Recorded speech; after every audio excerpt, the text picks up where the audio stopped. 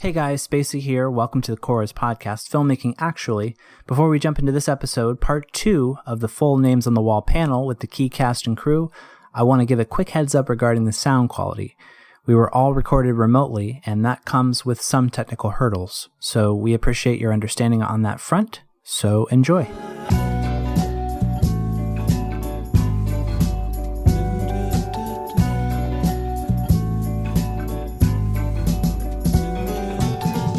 Hi, my name is Koura. Welcome back to my podcast, Filmmaking Actually. If you missed the last episode, I recommend going back to that. For those ready for part 2, I present to you the second half of our full cast and crew panel for Names on the Wall at the NovaFest and Capitol Film Market. We will finish up the moderated discussion and end with our audience questions. Okay, here it is. So we're going to get to the audience Q&As in just a little bit. I want to ask a question regarding the history of this. There's a lot of history at the beginning that I'm not sure if a lot of you are aware of. Two presidents speaking. It's the Vietnam president at the time and it's the United States president at the time. And then at the end of the movie, there's the Vietnam, what we call the Vietnam War Memorial. And then there's I believe what they call the American War Memorial in Vietnam. So can you guys, Koura and Spacey, I think you're the best to answer that, elaborate on that history? I mean, why you brought it in? So something about the film just felt incomplete. I'll have Spacey talk about the two speeches that open. There's like that radio static in the beginning. That's actually really significant. I'll have him go over what that was. And then for me, it felt like, I mean, when it was done, like, obviously that's the whole point, is that when it's done, you're like, what just happened? Like, that was kind of, I think, where, if I can be so bold as to say, where I think Nick was kind of going with it in the first place, was it's supposed to leave the audience like, wait, what? And you don't know, is he going to go find the guy's wife and give her the locket? Is he going back to his unit? Is he going to go kill a bunch of people? Is he going to ever tell anyone what happened here? Like, you don't know. He just leaves. I kind of wanted to circle back to where we were going with it. And I forget where we came up with the idea of getting some footage. We had a friend in Washington, D.C. who went and actually filmed the footage for us. And it felt a little one-sided. And I was curious, so I just Googled, like, is there a Vietnam War Memorial in Vietnam? And that was when I found out that there is no Vietnam War Memorial in Vietnam because there's an American War Memorial in Vietnam, the same way there's a Vietnam War Memorial in America. And that hit me as a human. If anything's going to kind of like level your playing field as like a perspective, it was to know that where you've got this, this is the Vietnam War. The other side is like, yeah, that's the American War. And I was like, wait, what? Spacey actually had the idea about, I think it was Spacey, about reaching out on Facebook. And I found somebody in Vietnam who We found a lot of great people on Facebook. Oh, gosh. When it comes to the score, even, there's an erhu player who plays the haunting, like, it sounds like a violin, but it's very haunting. I found them, I went on to a Facebook group for erhu players. It was suggested by our composer that they wanted an erhu, and I had to find somebody who could do it. And it's like the world's foremost erhu player who lives in Japan, but they're from China. So it was like, this guy is like, oh, my teacher, she can do this. I'm like, okay. And then we found out all she wanted in compensation was IMDb credit. So which was about all we had left in our budget. So that was good. So did the title come first, or was it? I'm trying to remember, because Names on the Wall wasn't the original title. No, it was Two Soldiers. Yeah. It was Two Soldiers, which was just generic as U.S. Soldier number 1, U.S. Soldier number 2, and Viet Cong. I mean, the whole point of that was just to make them face, like, nameless, right? I know. In a way, like, this could be anybody. I wanted to name them too, because their IMDb credit looks so janky, like U.S. I know, but and I'm like, but we can't name them. Yeah. No, and I get that, like, from like if there were extras, you'd be like, okay, whatever, but they're the main. But I mean, that was kind of the point, right? Just keep it like this could be anybody. Yeah. In a war, like, you put a name to it, then you just like you kind of like. You condense the story to like, oh, this is just their story. That's it. It was like, no, this probably happened a zillion times, or versions of this or whatever. But the Names on the Wall, which was, I didn't even come up with that title. And we argued over whether there's going to be names on the wall or names on a wall. And I lost. I wanted a wall so bad. And then you were like, hey, we'll put it up to a public vote. And I'm like, all right, I'm going to win this, hands down. And then I lost. So Names on the Wall. Yeah, it's the game Names on the Wall, but I can't remember if that was like if that then spurred on like the War Memorial stuff at the end and everything, like it almost all came from that title. Then obviously the name of the song and the song itself and those. So it's like once we nailed down that title, it's like all these other like opportunities and themes kind of became recontextualized. We were able to do so much more in post. Yeah. And we one of the things that I wanted was, especially because this was a short film, this was my first film, you know, like a lot of us were like, these were very early on projects for us. I didn't want to have like, you just saw our 20-minute film, here's 10 minutes of credits. So I wanted to focus on as much story as I could work into that. And so when we got the footage from Vietnam, which by the way is under armed guard, and the guy who shot it came back and told me, he was like, I got some shots, but I want to get some more. He was, I have to go back. He's like, I have to be careful because there's soldiers there and you're not allowed to have cameras. And I was like, do not mess with the Vietnamese military. Like, this movie is not worth it. Thank you. These shots are great. We're good. Do not. He went back though. He went back. And apparently the guy that was on guard that day was a big fan of American movies. And he basically looked the other way and was like, and like let him go in and get all these shots.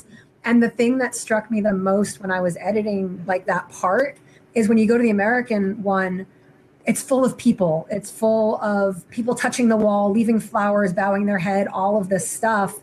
And then when you look in the one in Vietnam, it's just empty. And like nobody even stops. Like it's just the traffic going by in front of it. And it made me wonder like how many Viet Cong soldiers had a story like ours and where did they go and like what happened. And it just, anyway, it kind of like spun my head a little bit. Anyway, so that for me, those two things in the I'm seeing the side in the chat. Brendan, you're amazing. So just for the record. So literally like the fact that these guys were able to take that heart and bring it to stage, that was our argument, Nikki. Names on a wall, you don't know names on. I wanted it to be ambiguous. Everything was supposed to be ambiguous. No, you know, this is a years old argument. I'm still sore about it. But you know what? We did it before Tenet. We have just nameless protagonists. That's true. Yeah. Actually, see, we but yeah. So then the radio part, I'll let Spacey share that part because I just talked a lot. Sorry. Yeah, in the intro, there's like some radio static and there's some voices, and it's really difficult to maybe hear what they're saying.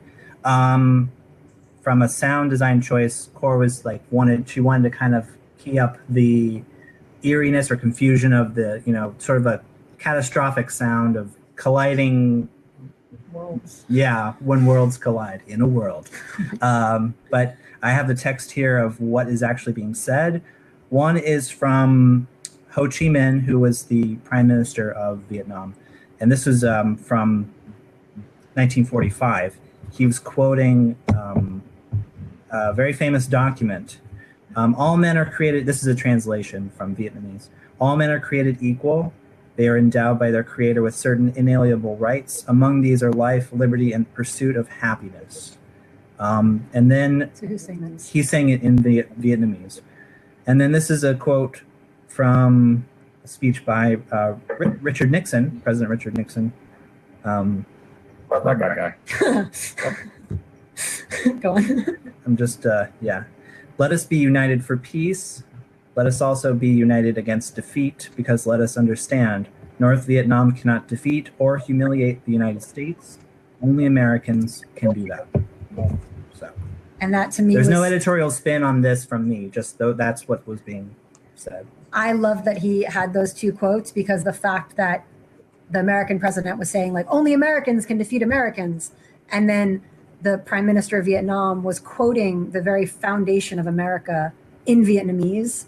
I don't know. I was really excited when he brought me those two clips. It was like such a perfect, like I was like, yes, I was like that is how this movie is going to start. That's the fun part of editing, isn't it? It's just discovering certain things. Yeah.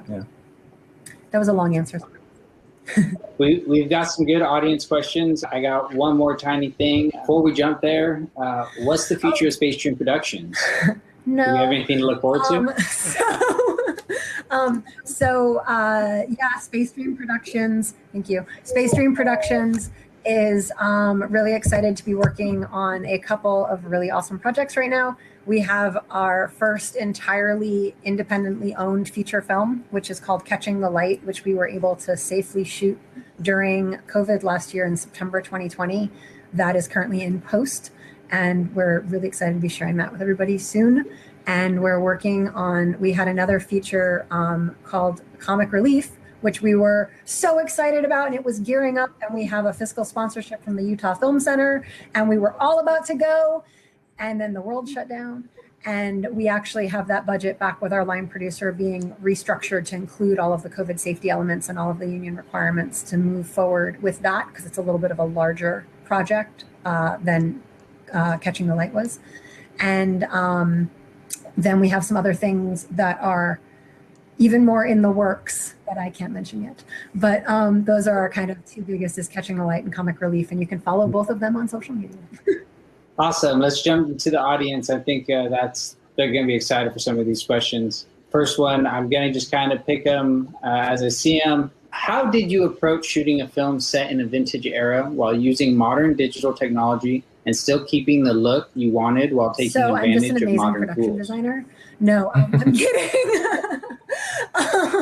I'm totally kidding. Well, I mean, I was the production designer for it, but that sort of filmic look that kind of ended being the kind of finish on the film itself. First of all, we did have Nick, who is a research guru, and he was like constantly sending me pictures and links and things for all of their wardrobe. And we know it's not like exactly historically accurate, but we wanted to get it as close as possible.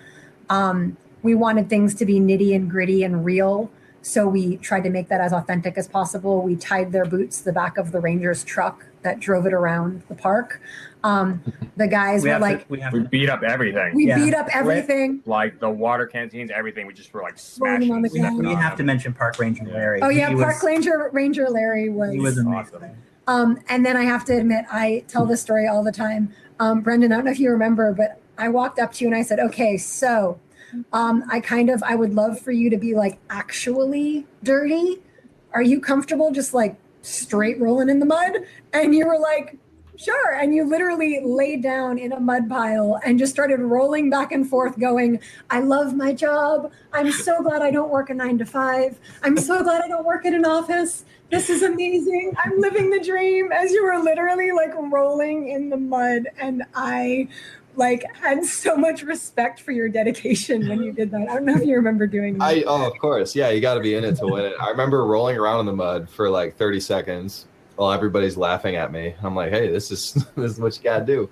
And I remember standing up and you went, okay. And you're looking at my clothes and you went, I think it needs more. Can you roll around more? I'm like, sure. So I did it even more. And yeah, I just kept doing it till it was ready. But yeah, I do remember that. It sold it. And this is the actual jacket that he was wearing. Spacey pulled it out of the closet. It's never been cleaned. It's been cleaned. We washed it. Unfortunately, I'm a little hot, so I'm not going to keep wearing it. Yeah, you are. But wow, inappropriate. So we're going to add into that. We were originally going to film. I saw a couple questions like, where are you filming and how long did you film for? We originally were going to film from sunrise to sunset on day 1 and then film for like a couple hours in the afternoon on day 2. I had just been in Utah at Sundance with Nick, actually, and my sunrise app was still set for Utah time. So when I set our call time, thinking, okay, good, the sun should be good and up by then, we'd already lost a couple hours of daylight. So I always say we did it in less than 1 day because we didn't get our full hours of daylight. And then what happened was Doan was like the trooper of all troopers. So we did all the action before lunch. Melissa just went in there. They had all the prep. They shot everything. And we shot everything. It was amazing. Melissa just like took that and ran with it. And it was perfect. Then when we came back, we were doing all of Brendan's scenes. And then we had to shoot that the ending because we wanted the sun at a certain level. By the time that was done, the sun was setting. And we needed to get everything with Doan. And he literally powered through. I think we filmed with him for like an hour. Like everything, all of his shots, he was just like, boom, he didn't miss a line. He just went with it. And it was amazing. And unfortunately, it was a little while ago and camera technology did not quite meet what we needed. And the footage was very grainy. So my brilliant and talented husband had the idea of basically latching onto that grain and making this filmic effect that we then just put throughout the film.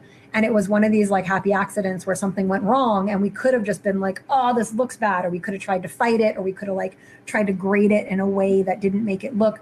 But instead, kind of like everything that happened in the film, whenever something went wrong, we just kind of went with it. And, you know, we had to wait for a year. We waited for a year and it all worked out amazingly. Our location, the reason it worked was because it was, there was a really bad drought in LA. That was a riverbed. There is no pit. We were filming in a riverbed. And so anyway, the short version is, to answer that question, we had a really awesome creative team that really went for authenticity at every single layer. And then to put a kind of finishing ribbon on it was Spacey's final processing of the finished product. Wow. It worked. So got another question here. While it definitely works and portrays the senselessness of conflict, were there any nerves going for such a gut punch? I mean, I'll say this, and then I'll have Nick and anyone else wants to speak about it. Nick and I, we argued about a couple things on this. Only a couple. It's a good thing you're married to my best friend. The blood spray in the end, I didn't want to be that graphic. And we went back and forth on that a lot. And Nick's an awesome person to collaborate with. He was definitely, you know, he was open to changes. And like when I was like picking the script apart and we're changing things, and he was like going with things. And if he ever put his foot down, I knew that it was because something about it like really meant something. So he really was like, we have to have that. It needs to be that graphic. It needs to be that sort of visceral. In the end, I was like, okay, fine. And we even beefed it up a little bit with some effects from a really awesome post-production effects guy named Alex. It was weird. The ending is what drew me to the story. The fact that it wasn't just like, we need to get along or we're going to die. Because that's kind of like, we know that. We're still not getting along with people. There's still, you know, racism and poverty and, you know, income discrepancies and sexism and misogyny and blah, blah, blah. But to hit it that hard, like when I saw that, I was like, that's it. Like that last scene was what grabbed me when I read it the first time. And I was like, this makes the point. And there's little nuances that I don't know if anybody notices, but like when Ian, US Soldier 2 is saying, we're your friends, huh? It cuts back to Brendan and he's processing this like, whoa.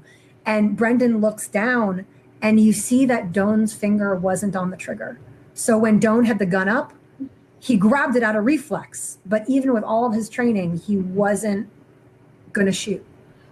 And it was all of those little things. So like, while for me anyway, the fact that it was so raw, that's what got me. And I was like, this is the story that I want to tell, is this exact ending. So Nick, I don't know what it was like for you, but that's how I felt. Yeah, ditto. No, I remember we were like this close, to taking out that shot of Ian, because like technically, I guess per like physics or whatever, like his body doesn't react the way it would if a bullet was going through his head, and we're like, so like eventually it was just sort of like, well, this just tells the story, like this is what happens, and I think it's just interesting the way you guys even cut it, where you don't see Fuchs like actual like a gunshot, you hear it, so. And then you see his reaction. I think it's just, there's a million ways you could do anything. You can cut anything a million ways. You could tell a story a million ways. I just thought this is the way that story needed to be told. It was like, I don't know. Like we you know, it's a 25-minute runtime on this film. Yeah. And we were like, how do we basically make you care about these people?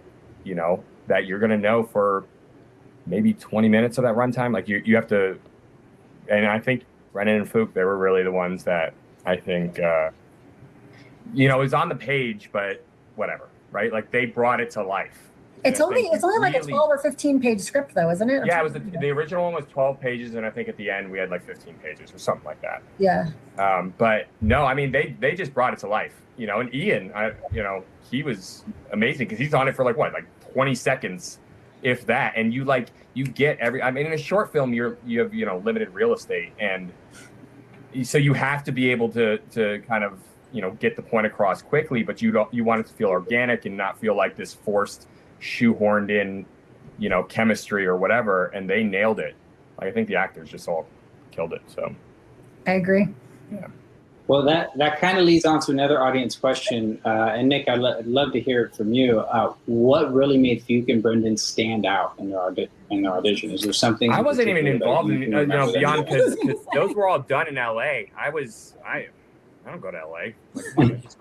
Like, I went for the shoot at the end, but I mean, you know, Koura was sending me the audition. You know, I was looking at them, and she was like, "These are the ones." You know, I saw all the other ones, but she was like, "These are the ones that I think this is." You know, we had to agree on it, and I was like, "Yeah, they killed it."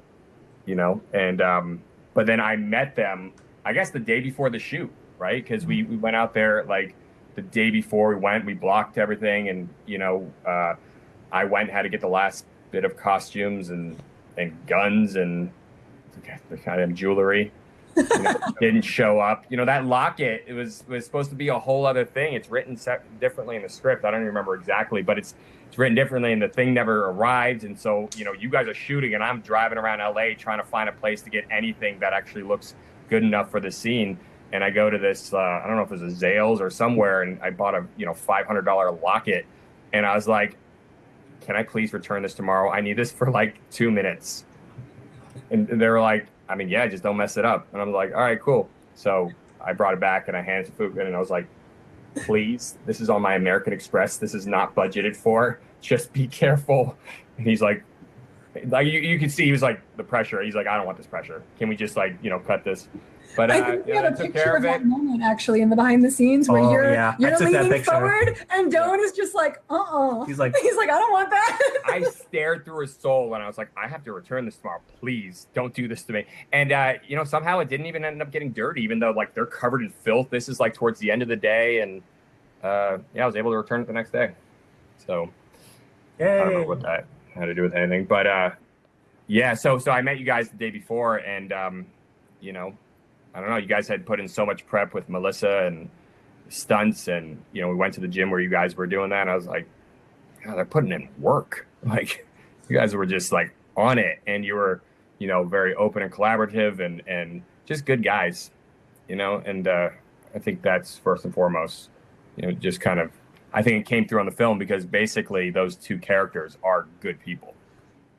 All right. Well, I think we have time for another question. We'll throw it out. There's a lot of things directed to Koura. Big surprise here. Koura, what was the most challenging thing you had to do as a debut director? Main lesson, and what would you do different?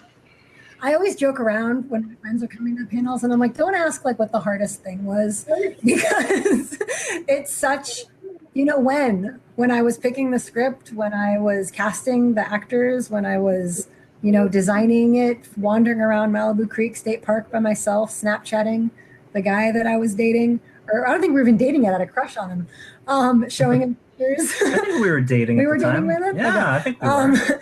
And then Why would you Snapchat a guy you're not dating? Is that a thing?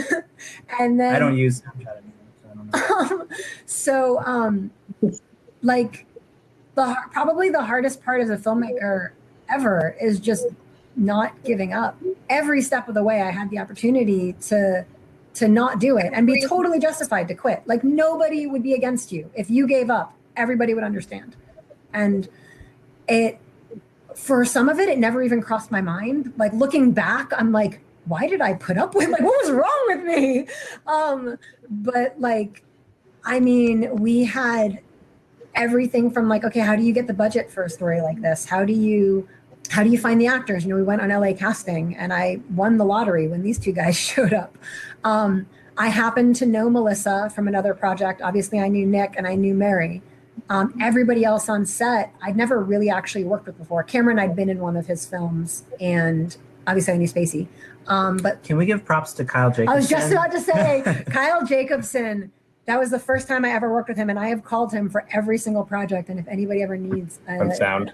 Yep. Yeah, he's amazing. He's amazing, so professional. Just like every single person on set, it was an amazing day. Like everything. It was fun. Everybody was awesome. And when we hit post and we started hitting the post problems, like I couldn't let these people down. Like I had to finish it because I mean, Doan and Brendan were training for 4 weeks with Melissa, like a month of their lives learning this choreography. And anyway, I could go on and on. I know it's getting really late. I feel like people ask that question because they want to know what might they run into and how do they prepare for it. And I mean, Spacey and I have made about, I don't know, another 24 films since and projects, and you're never going to be prepared. You're never going to know everything that could go wrong. You're never going to, there is no answer to that question. And there's always new hardest things. There's always new hardest things. And the only thing I can tell you is just remember why you're doing it.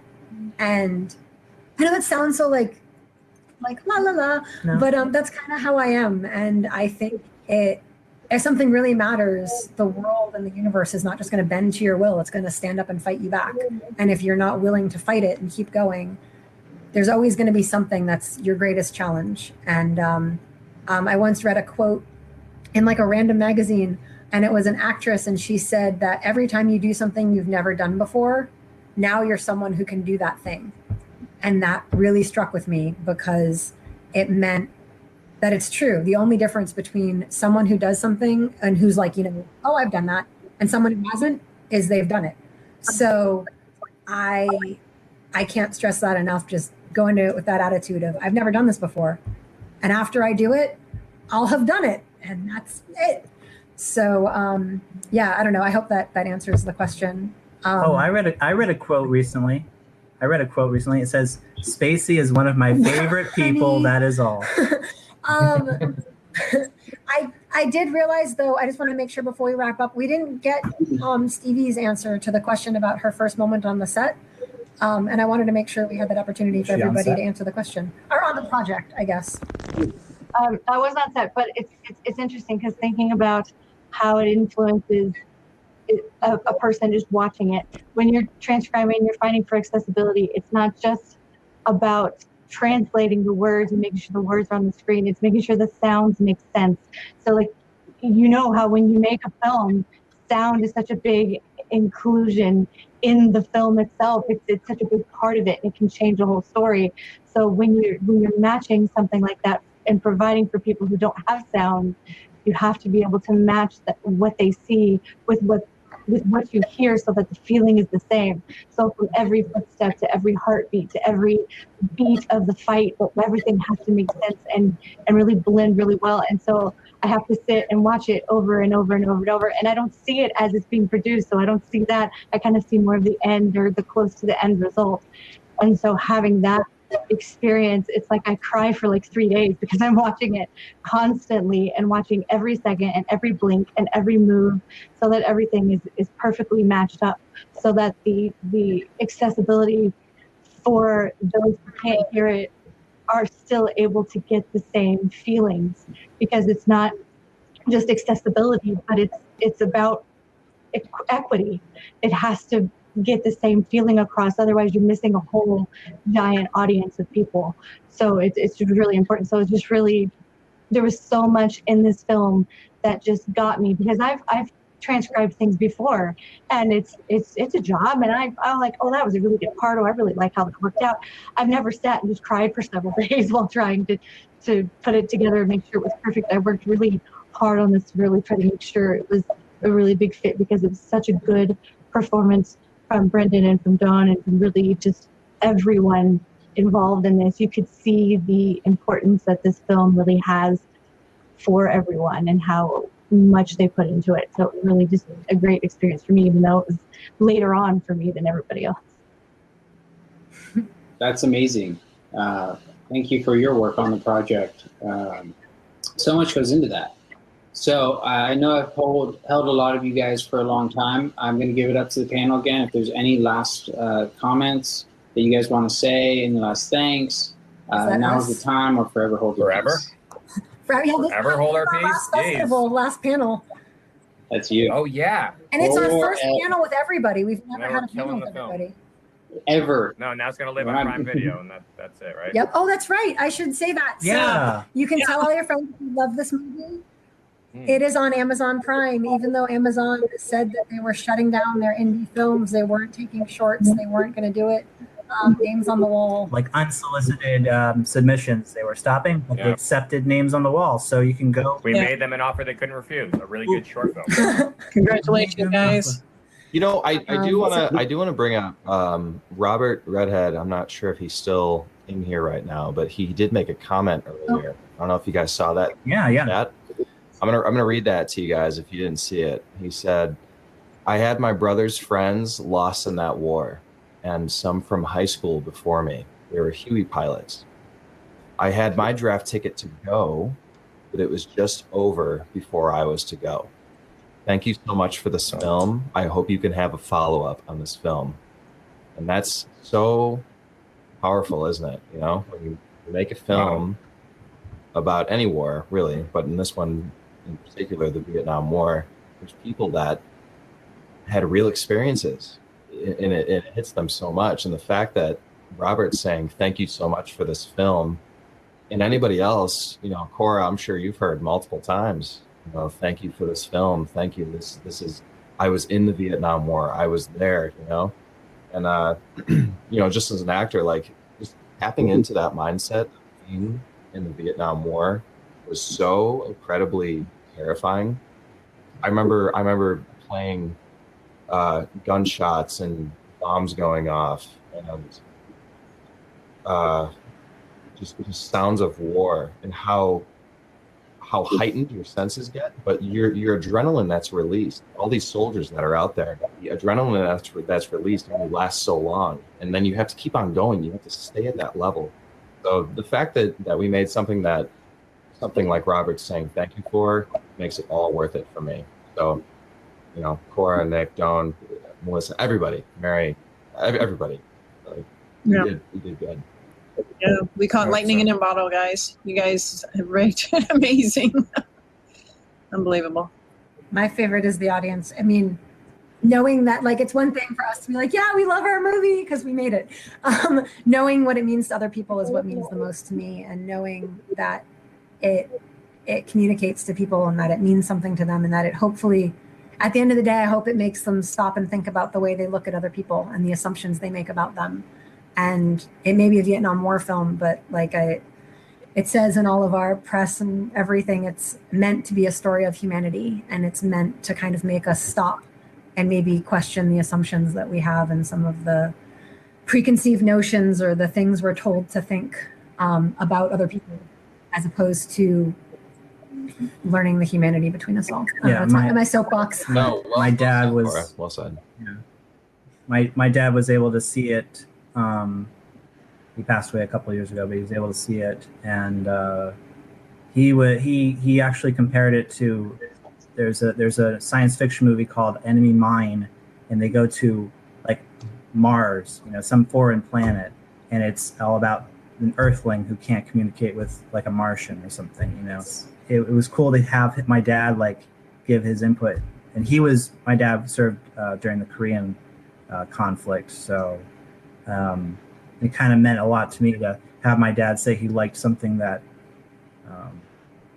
I worked on. It was kind of one of the few times that he voiced that he actually was proud of me for something specific, you know. So it's what you said about the comment there just reminded me of that, and how this movie is kind of all tied up in my autobiography, like who I am. It's kind of like intertwined like forever. So thank you guys for being part of that. Thanks to the audiences who come and sit through ridiculously long panels. let us pour our hearts out to you, and just this team too. This team is amazing. I love you guys. Yes, throughout this whole experience, it's been my pleasure. It's been the team's pleasure. Audience, thank you so much. Filmocracy, thank Fernando. you. Nova Film Festival, thank you. Mr. Fernando Mico, thank you, man.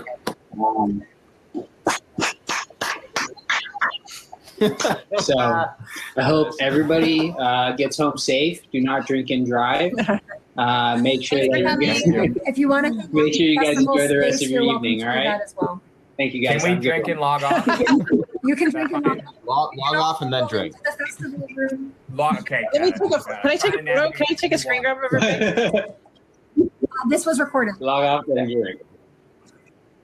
Yeah. It was, Yep. So where do we go? so you're welcome was to recorded. hang out on the floor. Where's the Instagram. The after party is going to be back in the theme forum room at the All right. tables. Let's go. Okay. All right. Bye, guys. Congratulations, Love guys. you all, guys. Thank you. And that's it. I hope it was useful to hear what it was like to make Names on the Wall from me and my team. If you have any additional questions not covered in our panels, again, you can reach out for film-specific questions on our film social media. Names on the Wall is on Facebook under Names on the Wall. And you can always email us here. Spacey will tell you. All right, that's it for now. Bye. You've been listening to Filmmaking Actually with Koura Linda, the Space Dream Productions podcast. Subscribe to us on any or all the podcast platforms, but we especially recommend our sponsor, Anchor. If you like what you hear, leave us 5-star ratings and positive reviews on iTunes and Stitcher. It helps more listeners like you discover the show. But the best thing you can do if you really like the show is tell a friend. Want to leave a comment or ask a question? Email at filmmakingactually@gmail.com. This is Spacey speaking. Thanks to the audiences who come and sit through ridiculously long panels and let us pour our hearts out to you. And we'll see you next time.